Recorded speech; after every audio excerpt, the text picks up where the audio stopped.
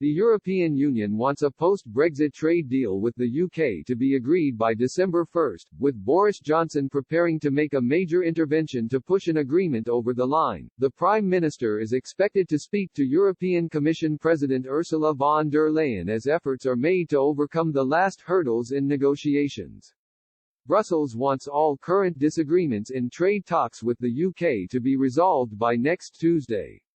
But significant stumbling blocks still remain between both sets of negotiators, predominantly around fishing access and state aid. Both sides had been hoping for an agreement on a post-Brexit trade deal to have been in place by now to provide it with enough time to be ratified before the end of the transition period on December 31. But the timetable for this was pushed back last week when Brussels chief negotiator Michel Barnier was forced into self-isolation when a member of his team tested positive for coronavirus.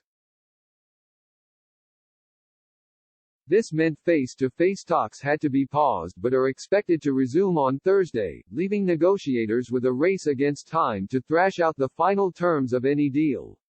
But a source close to the UK team warned Mr. Johnson will not stand down from his demands in trade talks. The insider said, "Both sides seem to think we will get there, but nothing is certain and Boris Johnson will not water down his demands in order to get a deal. The negotiators are nearly there on an awful lot of things, but the areas of disagreement, state aid in particular, cuts across a lot of other areas.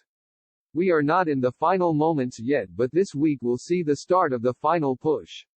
I would expect that at some point this week the Prime Minister or Ursula von der Leyen will have to make an intervention." The UK and EU are currently continuing trade talks via video conferencing, with the focus on dividing up fishing quotas and ensuring fair competition for companies, including on state aid.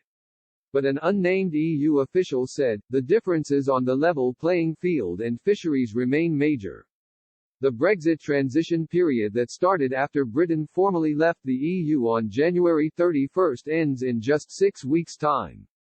This leaves lawyers in a battle to draw up the final text of a deal and for the UK Parliament and the 27 remaining EU member states to ratify it.